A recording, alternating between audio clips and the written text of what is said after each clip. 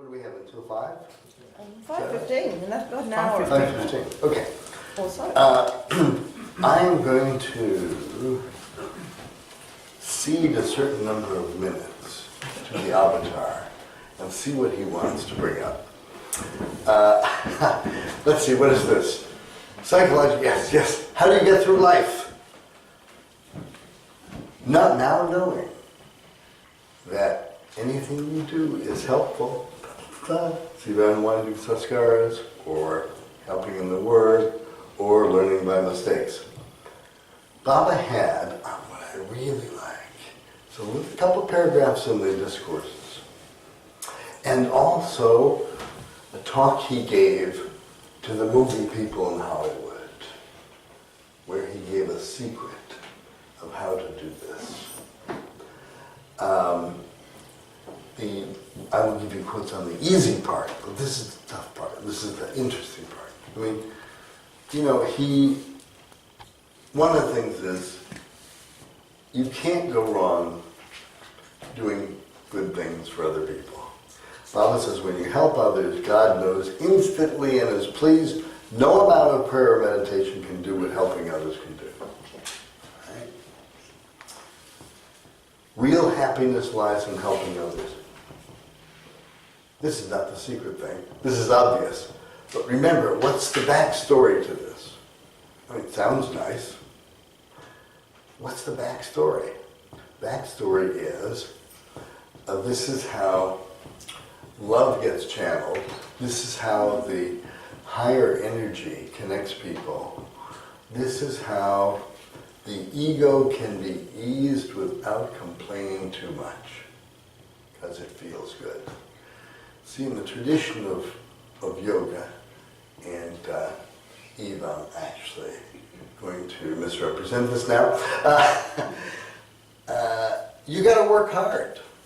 You've got to exert significant discipline, and that involves a little negative feedback from the body to get any place.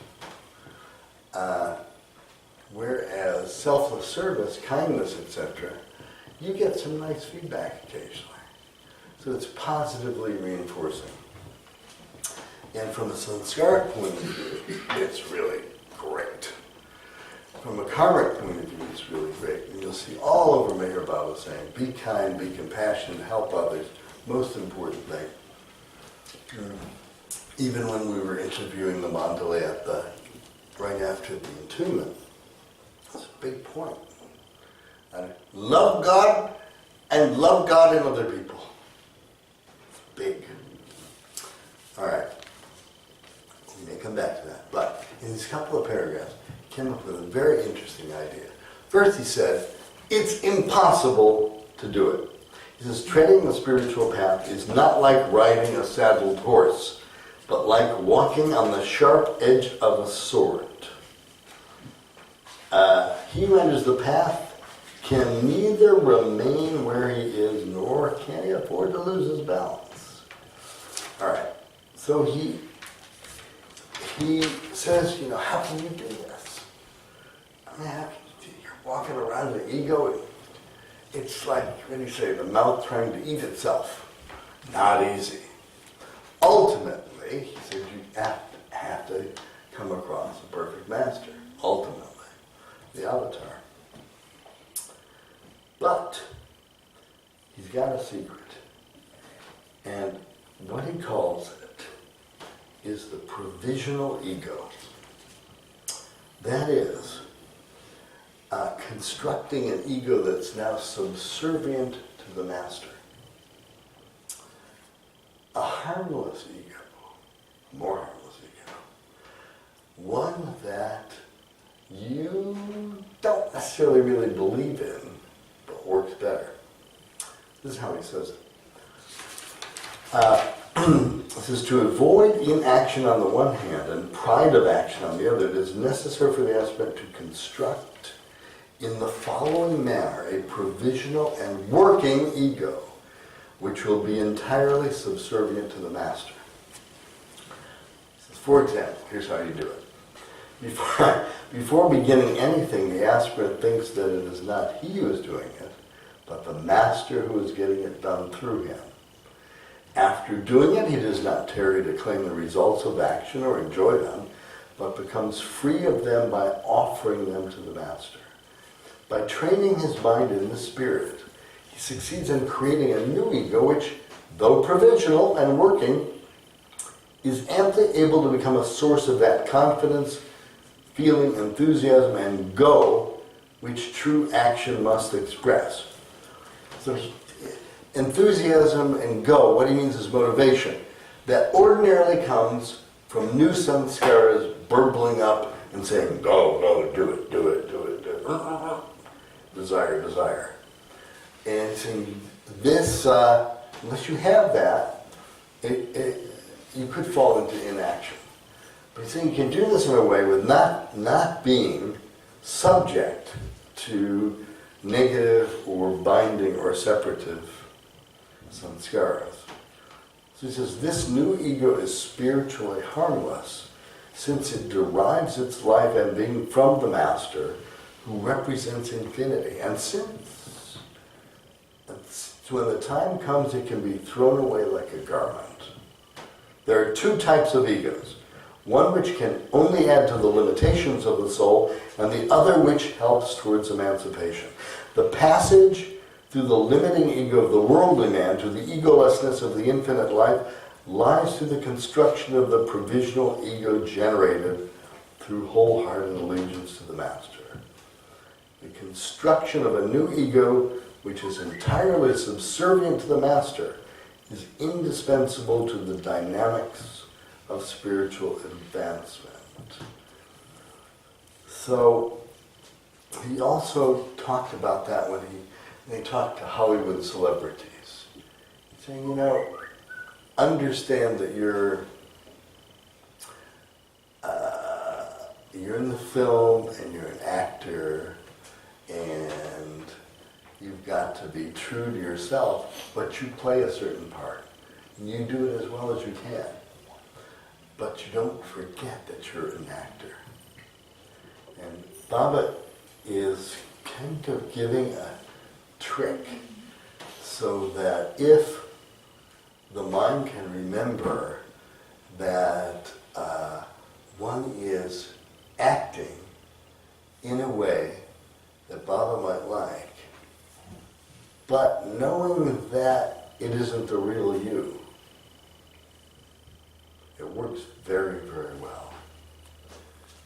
It harks back to what we were talking about before, and that is saving a little space of your consciousness to be observant of yourself. And using the energy and the love you can generate to fuel work for the master and surrenderance to the master, surrenderance to Baba, and let him use you the way he would like. So it's tough because the ego likes to say, no, I really exist. I am really me. I'm me. I'm me. And I get reinforced being me because of the way other people react to me. Have you ever noticed that when you go to some place that you don't know anybody, you have a lot more freedom in acting in ways you would like to act, right? When you're with, other than this group of course, when you're with folks who've known you for a long time, they project upon you expectations of who you are.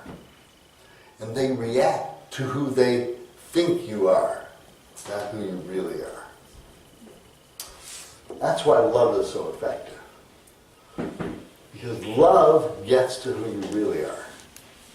And that's why people will do almost anything for love and out of love.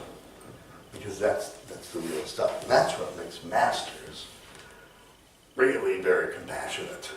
Because they will relate to you as you really are, not as you think you are. Makes it very, very difficult. Because you're surrounded by people who agree with the ego and say, yeah, that's who you are. They'll use your name. They'll know what you do. They know what to expect. They know where your buttons have to be pushed, right? So it's very tricky. Baba says that. It's very hard. It's almost impossible. But he gives a little bit of daylight for that you can practice at any time, just reaffirming in your mind that you're not really who you think you are, and you got to admit that you're really God, and you can play the part, but you can play the part you want, how you want that part to be played, not how your ego drives you to play it.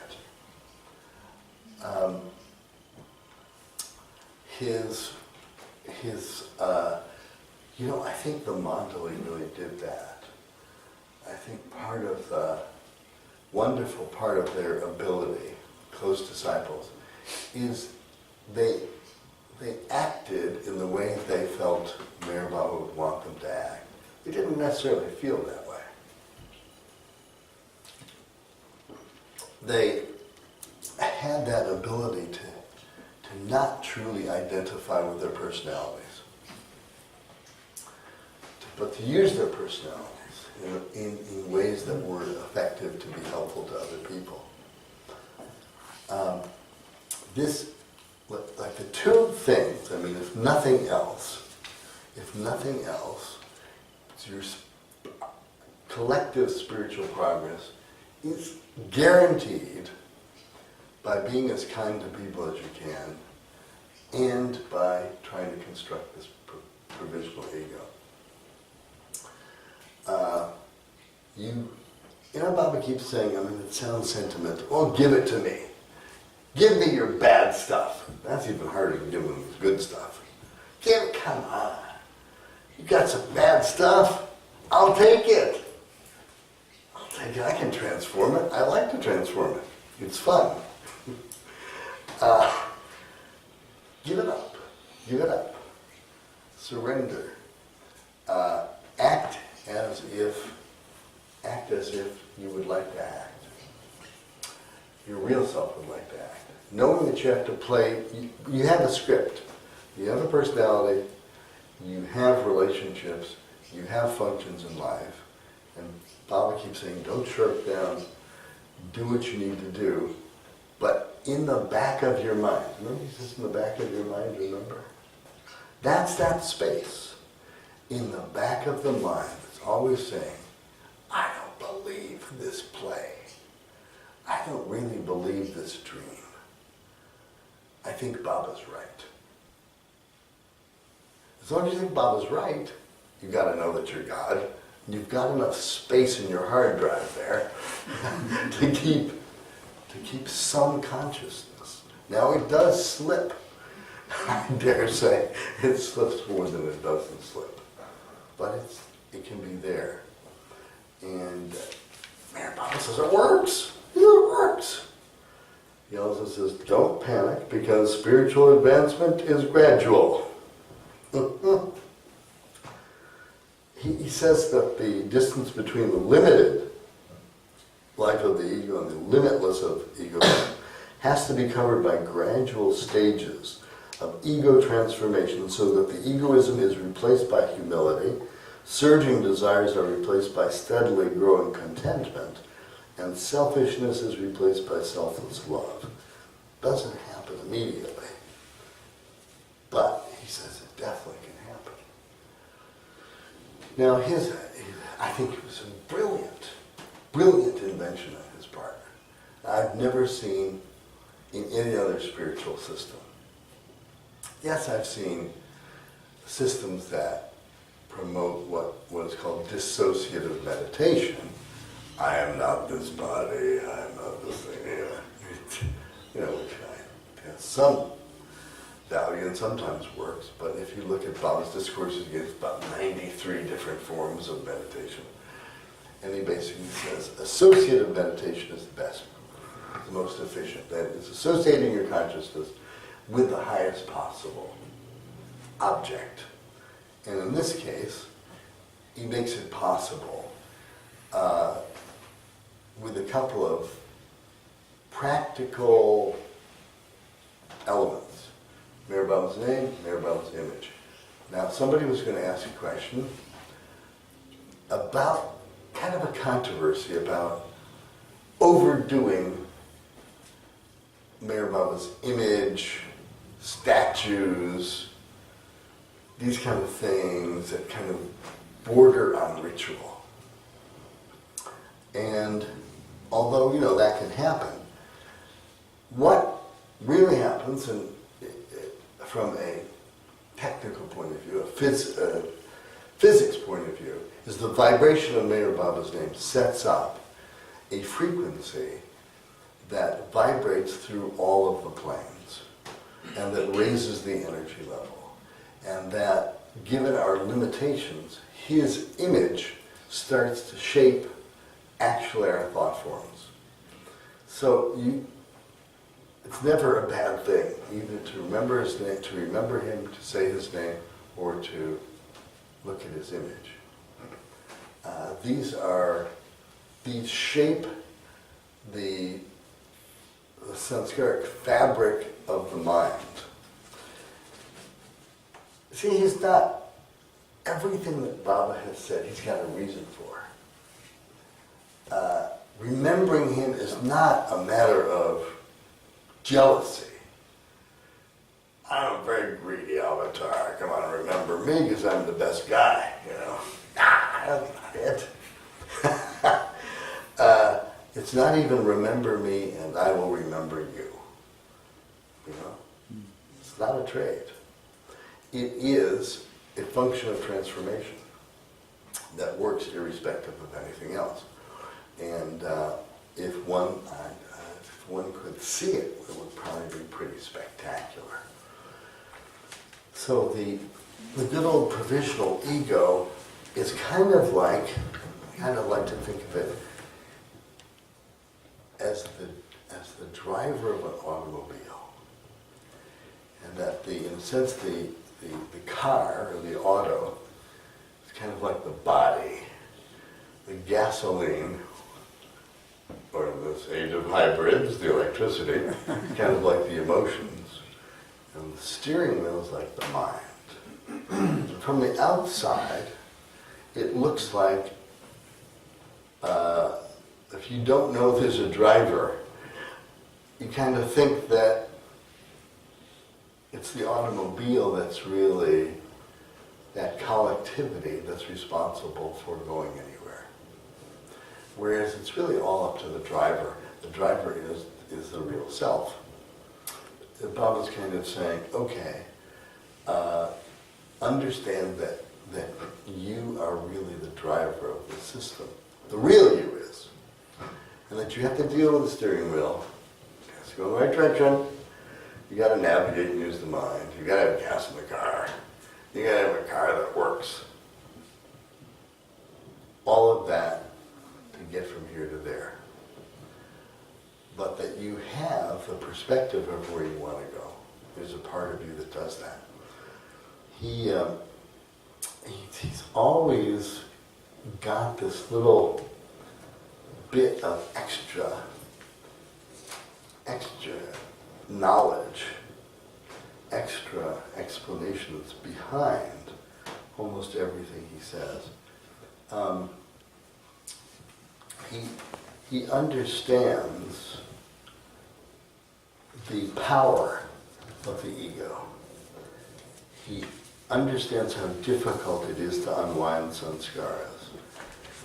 And he gives, the guidance he gives all works to make that possible in a very, very compassionate way.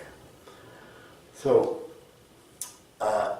it's kind of like he's the producer of the play. We are the actors. And we're simply asked to follow the script. Okay, knowing that the director knows what he's doing. Having faith in the director. And he kind of guarantees that assistance. And he wants the ego to know that it really is illusory and that only God exists and only the real self exists And love is the force that really breaks that down without too much effort. So what we think is ordinary life is the field of work of the Avatar's view of spiritual advancement.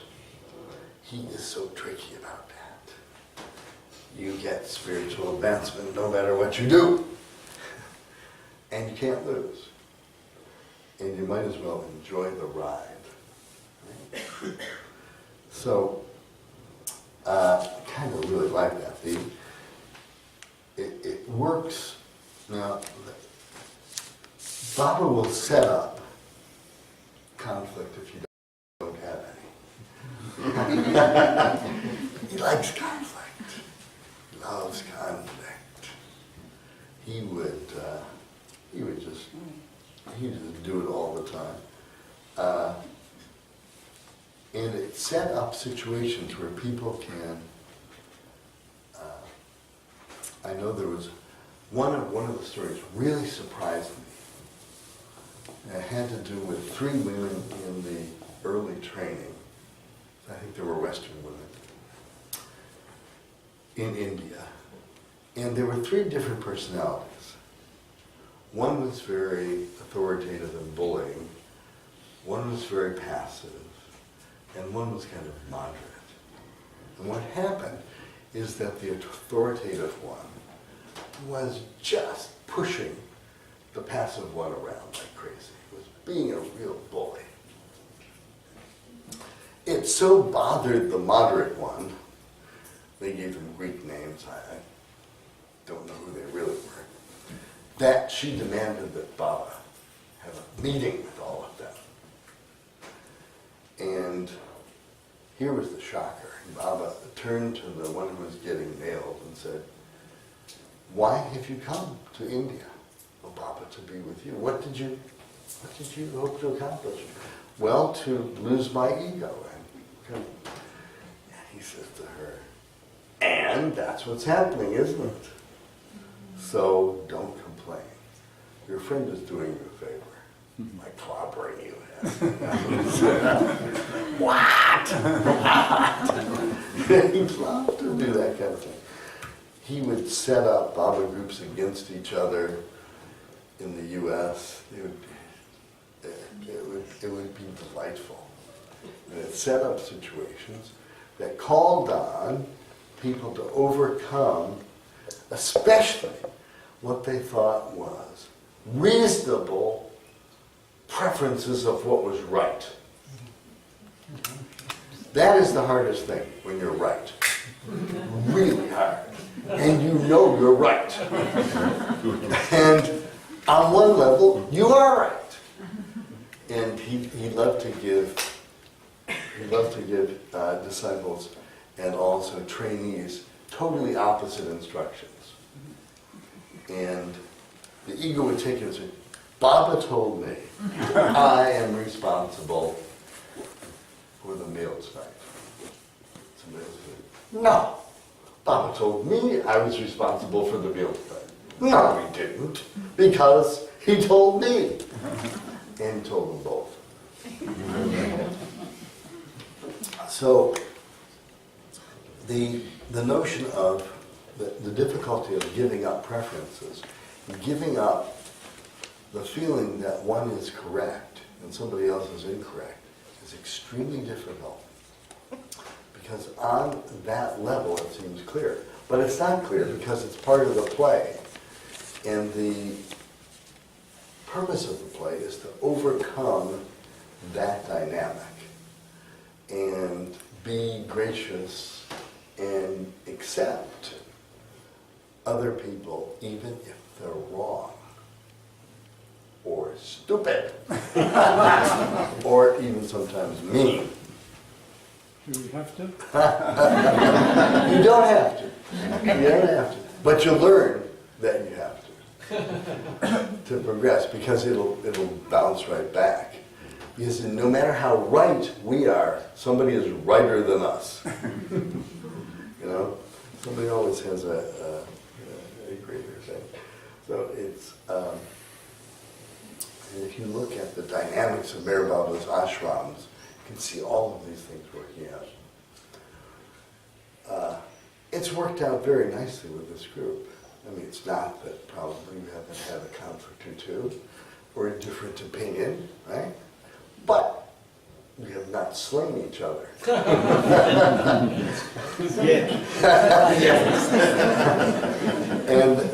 the other thing I always tell people is, wait a month and see if you feel the same way. And usually it doesn't, whatever it is, people are wound up about, doesn't really matter. Anyway, I did promise to open it up and see what Baba wanted to talk about, coming from all of you. We have a few minutes together. What subject comes up, right? Alan, 60 years ago last week, Baba gave the final declaration and talked about 3/4 of the world being destroyed. Good. I wondered how you see that playing out. I get a big kick out of that. And I've been subject to every conceivable interpretation. 3/4 of the physical world, 3/4 of the population of the world, 3/4 of the sanskaras in the world, 3/4 of things we've never seen in the world. I kind of like that because I think it could be all of them in a certain way. I do point out to there was a point at which, when I was last in India, that some of the Westerns were really fearful about the 3/4 thing was going to happen soon, and whether they might be affected by it. And so I wouldn't worry too much about it, because 60 years later, 3/4 of all the people in the world are now dead. From the time that Baba talked about it. And also, they're gone, right? Destroyed. 3/4 of them gone. 3/4 of all the plants in the world at that time are now gone. They're dead already. 3/4 of almost everything are gone. The other thing is, Baba never gave, if you look at his cosmic statements in the final declaration, he never talked about a particular time, did he? No. Good thing next week.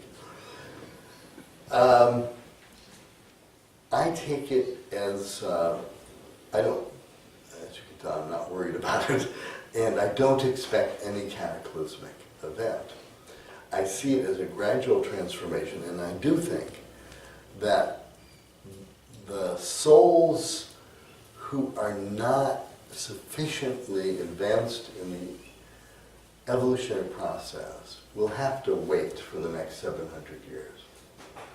So that the folks that die and really need more development are going to have to wait for a new batch, a new generation of souls who are going to move us a little further towards the new humanity. And right now we are seeing the last gasp of the Kali Yuga, of Maya. The scale is not large, but the horrific nature of it is spectacular. And one of the functions of the, like for example, the ISIS thing, the beheadings of people, is the shock it creates against what people intuitively know is God's preference. A really sharp reminder. And some of my more trendy, cynical Baba friends say, hey, get them all together, knock them off. Let's get some new souls in over there. I think it's the transformation. And I think he's saying it's going to be a very, very different world. And I relate it to the beginning of the new humanity. But I don't think, the thing about Baba is he says things on so many levels at once. And he warns us. Well, it's kind of in your language, but it's also in my language. What does he mean by that? Now, I would prefer that he was knocking off 3/4 of all the bad sanskaras. but I don't get a vote on that one. But that's an interesting one that I think he's got pretty much under control. And I think our tradition, when we hear something like destroyed, that does not sound good. Right? Our instinct, he's going to destroy the God of the world. It's kind of like the whole Christian thing. Did you come down? Only be taken up, everybody else go to hell. Instinctually, we don't like that. We don't like the Shiva part of God, do we? It's called spiritual pruning. To get your trees to grow well, you just prune them a little and you get the best fruit. It's God the destroyer, but the destroyer is cleaning out the stuff we don't need. So all of the things that Baba has said that seem a little threatening, I think we can count on it being very, very positive, extremely positive. And anyway, that's my take on it. But thank you for bringing it up, because it's a good one. It's a good one. One of the great Baba issues. Yes? Another question? Yes? When, just at the end of the last session, about help and the sort of the esoteric backstory with health problems, I felt like you brought us right to the brink of the thing. There's a groundswell now for voluntary euthanasia or assisted suicide at the end to kind of bypass all of that stuff. You must have a thought, like, is this a really bad epidemic of messing with our karma that could be coming in? What a good question. See, I knew this group had. This is really good. Somebody else brought that up. So, for spiritual students, it's not a problem. You don't do that. Yes. Because there is learning at every moment. Guys, it's a big picture. You're talking, what Baba said, it takes 7 lifetimes even to look different than you do now. So you're not only working on yourself now, but you're really working on yourself later. And there's probably things that can be learned. There's undoubtedly things that can be learned near the end of life. And now that doesn't mean one has to necessarily invite unnecessary suffering, right? So you should get a little morphine is not a terrible thing. For the rest of humanity, it's pretty much their karma of whether that's going to happen or not. And they're very likely to learn that next time maybe they'll stick it out a little more. But I think it's not such a cosmic issue for the winders that we should all go out and demonstrate against it, if you know what I mean. It's not such a big deal. There's a lot of other big deals around. But for spiritual students, I think the general feeling is, learn all you can learn because you're going to use it in your next life. But that's another good question. Yeah, more. More, yes, bro. Group samskaras. Group samskaras, yes. Yeah. Oh, good. Good. Now, here's the deal. At least one of the things we get most from people who can see these things is that individuals are not really individuals. They think they are, but they are inextricably connected with other souls and with groups. And Baba talked about, for example, there are even such things as national samskaras of countries, but there certainly are connections, really physical, subtle connections between groups.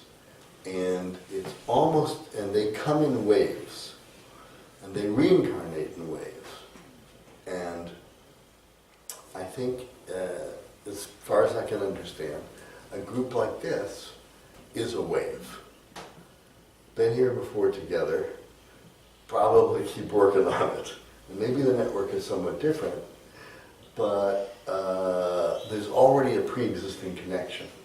Now we know that from Baba's statements about karma, which has to do with intersecting sanskaras. It's very physical. You've got some idea. It's very physical. You're connected with somebody on the subtle planes, you'll see little things. You'll see the actual connections.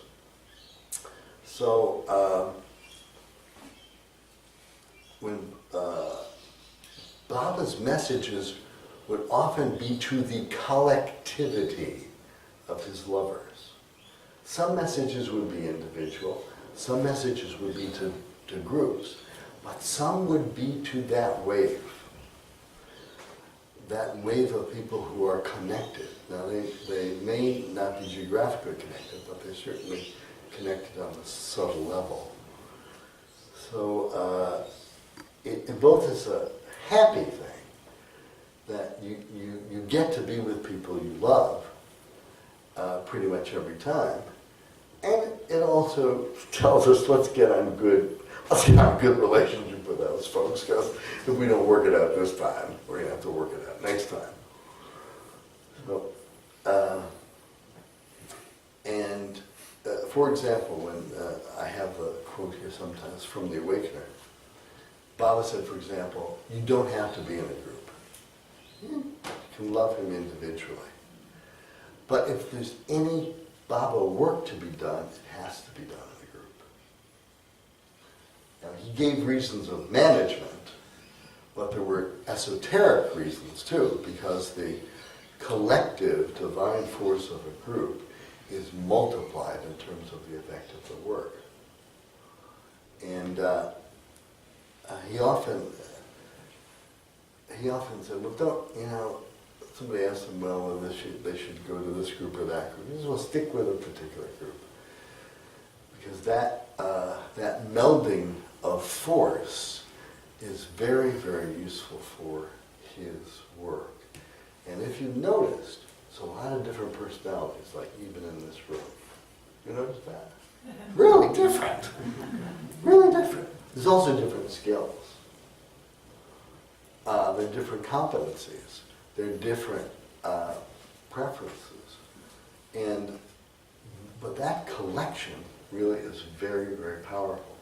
It doesn't have to be conscious, it's unconscious. So,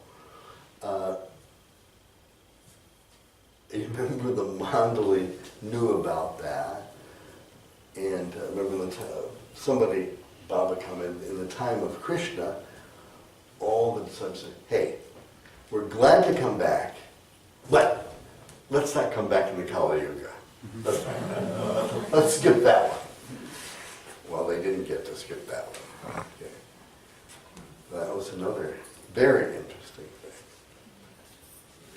You guys are hot here. What else comes up? Did you have a question, Ken? Yes. In a lot of what you've been talking about, it's our receptivity, I would say, to what's happening. I'm just wondering, at another level, is there anything we can proactively do to push ourselves forward, you might say, as opposed to receiving what happens to us, accepting what happens? What can we do to push? What can we do to push? Let's have some responses to that. It's a very good... What do you think? Spread the name of Baba collectively, get together. Like you mentioned, 1% or 1% or 1% over Baba. Do his work. Go ahead and spread his word. Taking his name is big enough. Spreading his word would be even better. Okay. Okay, we're taking this down on the Akashic records. Okay, any other thoughts? Go ahead, George. Follow the tenets of how to love God. Tenets of how to love God by how to love God. Yeah, we could. I mean, we could probably end with that if I could find it, which I probably can. We're not ending quite yet. You know, a word that Baba used a lot, which is loaded with significance. And we even get it in, tomorrow you'll see it in Sufism, when we talk about Sufism. And that word is try. He never asked anyone to make it. Never. Only to try. Because basically the path is impossible. So when you look at what he tells people to do, he says try to, and he says even when you can't succeed, even when you fail, then try. Harmony. Harmony. Try, push ourselves more and more to be harmonious with others. Can't lose with that one. Got one more. We learn by doing. Learn by doing. That's a big one. That's a big one. Baba made a distinction, and in a sense, if you look at how he describes karma, karma pretty much only is created by action. Either the release of sanskaras or the winding of sanskaras. That's how karma is produced. Karma, in the strictest sense, is not produced by thoughts. You can't get bad karma by having bad thoughts. You can have a bad night, but you're not influencing anyone else in a meaningful way on the physical plane. I should probably take that back, I suppose. If you were thinking nasty enough thoughts, you might produce a little toxicity, but it's not gonna take any lifetimes to undo. And Baba's very big on doing. He's very big on that and trying. The thing I've been struggling with for a long time is the issue of, like, we all have our sanskaras, and it seems to me that people mostly are doing the best they can. And it seems to be inevitable that some people walk a certain path.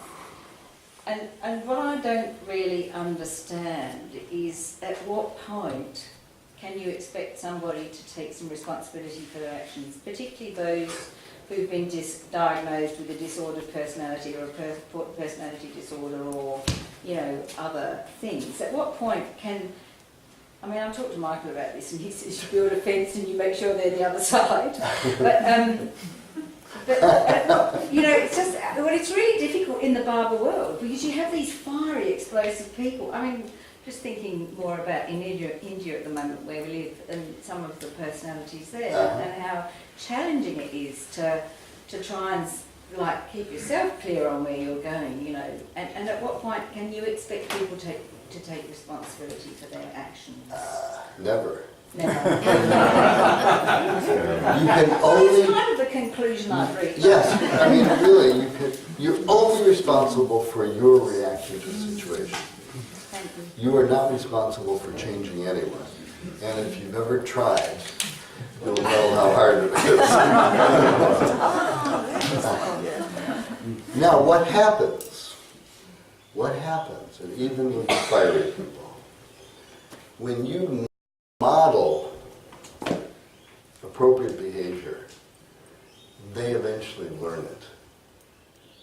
That doesn't mean, that people are violent or a danger to others. You don't, for their own protection, put them back to the fence. But that would be a kind of a professional job of yours. That wouldn't be a challenge for them to be responsible, because they are responsible for their actions. All we're saying is they don't have control over responsible behavior, right? And what can you do? Baba talks about the transition from reason to intuition. Could you talk a little about intuition? Ooh, that's a big one too. No, because Baba did a lot of training of his, I will try to segue, of his people in working with musts. They were very difficult. That was a prelude to his training them to work with the mad. All right? And if you go back to the Mad Ashram and you see what the training program was, it took a lot of patience. And it took a lot of, and with the must, I mean, they had some peculiar preferences, didn't they? Okay? So we're talking about producing almost, moving towards a kind of a saintly response to people who are disordered. And most people in the world are disordered. And you would change almost everybody. Now, reason and intuition. As I understand it, and we can, the ordinary notion of intuition is a kind of knowing that does not use the linear, rational elements of the mind. Okay? It's usually called the gut feeling. It's premonition. It's kind of an understanding that's not based on rational observation. Right? That's one level. And that's a level, I think, that most of us can identify with. But Baba, I think, was talking about a slightly higher level than that, which was a knowing that is reflected by even a higher level of consciousness. That you would not have to be, for example, the mind would not have to be convinced that it's good to love others. You would do that intuitively. You would have intuitive knowledge. It's kind of would be built into your consciousness. Okay?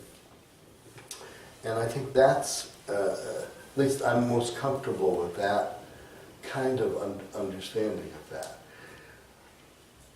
That people will know on a different level, and they will kind of be wired to know on that level. You might say that some of the musts and some of the saints of history and of contemporary Baba-ness, particularly the Salik type must, had that kind of knowing, where it wasn't rational thought, it wasn't conceptual. It had a much broader, much more profound sense. By definition, we are not able to grasp that level of knowing yet. If we were, it wouldn't be that jump. So I'm anxious to see it myself. I think it's terrific.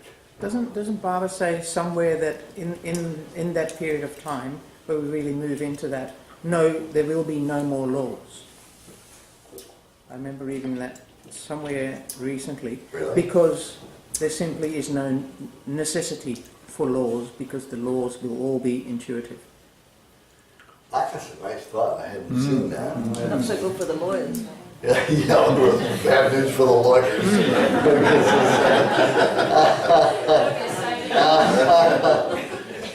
There might not be law, but there'll certainly be procedures. That is, populations cannot function without order. And you didn't see a lot of chaos in Baba's ashrams. You saw chaotic people, but you saw some pretty good systems.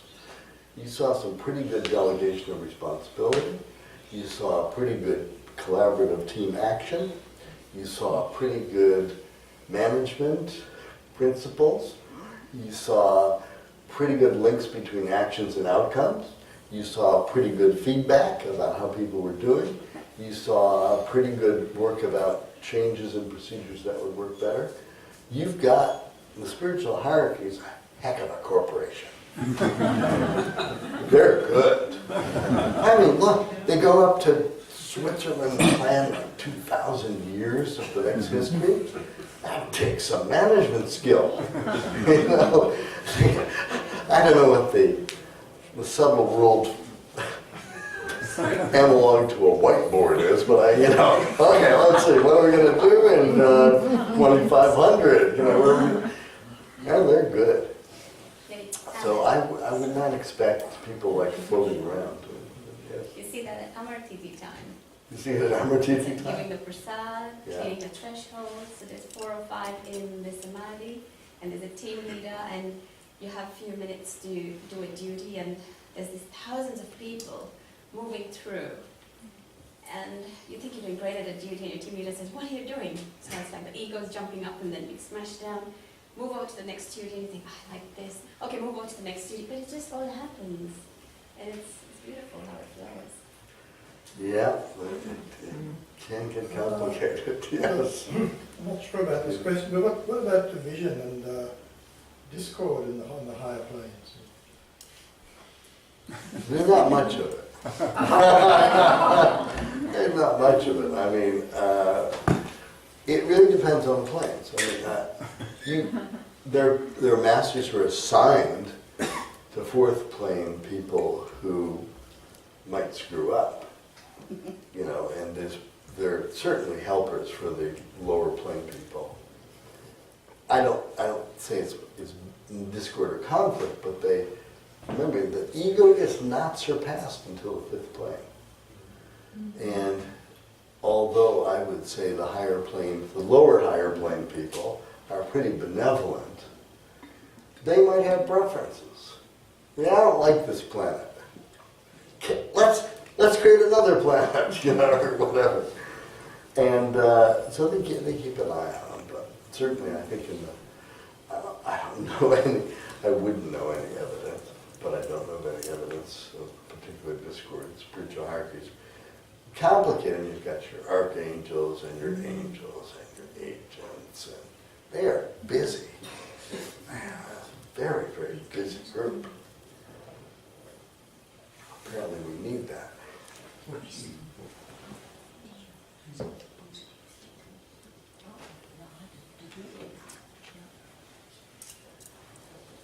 What good issues. These are cosmic. These are great.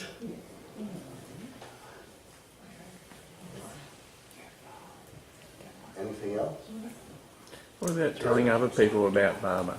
About what? Telling other people about... Telling other people about Baba. That is a very good one. That is a very good one. There are folks who would say you've got to tell people about Baba at every possible opportunity, no matter how inappropriate. You've got others that say you don't say a thing unless they try to pull it out of you.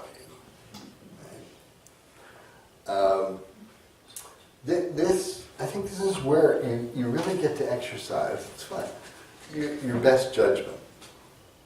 And there's always a clue there. I mean, certainly, I'll always try to sneak in there about his name, even if people don't do it, even if it doesn't really fit, but not in really an aggressive way. One of our cities in Washington was at a meeting, one of the departments with President Obama, and she was with a disabled person who was the head of a division. Obama came and hugged this person, and Eve, who was our Baba lover, saw that and said, "I want a hug too." And she's a very attractive woman. Mm-hmm. And Obama said, "You look pretty huggable." He gave her a hug, and she goes, "Jai Baba," in his ear.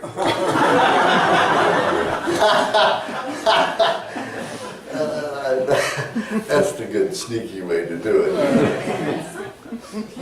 But think Baba usually will allow you to sense when somebody wants to know more. And it's tough to know the result of that.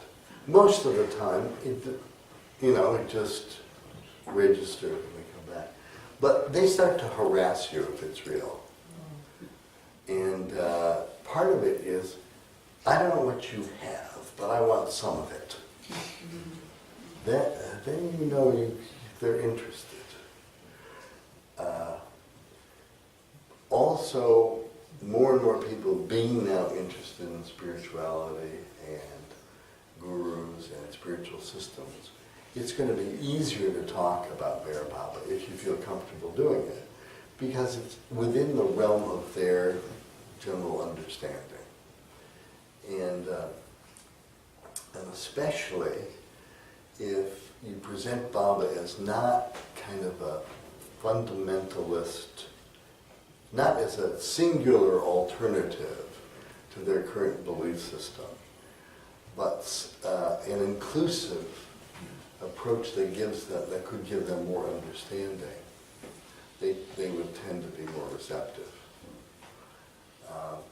But the feeling of internal, you have two things: the feeling of internal comfort, and the only other thing is if Meher Baba grabs you and forces you to make a move. Either one is really good. If he really wants to snap up somebody, he's going to have you on them, and they're going to be attracted. And basically, if we think of how we got attracted, it was more magnetic than it was automatic. People saw a poster and they just, something magnetic to her, or they met a person about Baba they really liked, who seemed to be calm and centered and productive. And what are you doing that I'm not doing? So I think it's basically pretty natural. But another very good question, yes. I just have a question about your opinion about the role of leadership within Baba communities. Yeah.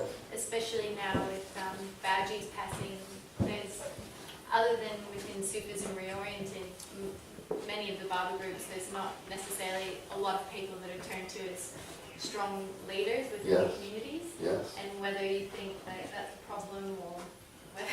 That is an unbelievably good question, and a very important one. So yes, you've got a period where the last close mandalis have passed away. You're getting to a less and less number of people who have been personally with Baba for a long time. And we're moving towards a much more collective, democratic form of group leadership. It's now almost the domain of the reluctant leader. It's almost who's willing to do this, and who's willing to help, but not be strung out in keeping control. And Baba groups, especially in Australia, you're not gonna stand for people who just try to force leadership on you. You're not gonna do it. So Baba has really given enough material for one to get a sense of how that might work forward, and we're generally thought to provide that kind of at least temporary leadership. We don't have. Now it was interesting because, in a certain sense, even the Mandali were very reluctant when it came down to it, to really give authoritative guidance. I know if you pushed them, they would, but they didn't want to. That was not their role. they were models of how to love Baba. And those models, Baba's history, his words, make this a totally new spiritual movement in that sense, where I think we will see serial leadership in Baba groups. The people who will lead are the people who are really willing to work and have a selfless quality to them. Because all of us would let them do that because we don't want to, right? And more large Baba groups will need to form as non-profit corporations or trusts or entities that have a legal status that usually will have a board of trustees or a board of directors, people who are willing to take responsibility and willing to commit to harmony in the execution of a consensually agreed goal for that group. Okay? And it's going to be a very beautiful, beautiful kind of almost creative flow of energy that allows that to happen. So I'm very optimistic about that. And I think there's enough instinctual knowledge, if you will, intuition about authentic leadership that essentially individualistic, rebellious, non-conforming Baba lovers, who, after all, are God themselves, they will have that kind of judgment to work that out. Well, that's a really good. And let me tell you, there's going to be a lot of history written about that. A lot of history. This is very unusual. This is very, very unusual historically. The Avatar basically setting up lovers that will really not be governed by any central governing board. I mean, there is a possibility in the future that the Avatar Mayor of Abode Trust might be a little grumpy, you know. And, but, you know, what is that? That's just, they will have to work that out. They're individuals who will have to grow. And it always does tend to work out, even when it seems difficult.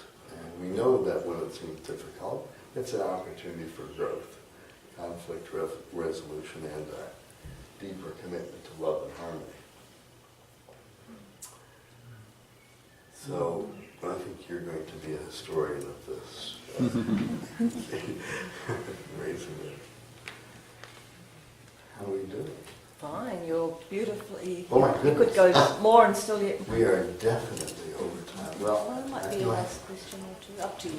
no, I think if anybody has conversation, I'm here. Okay, how many people will not be here tomorrow?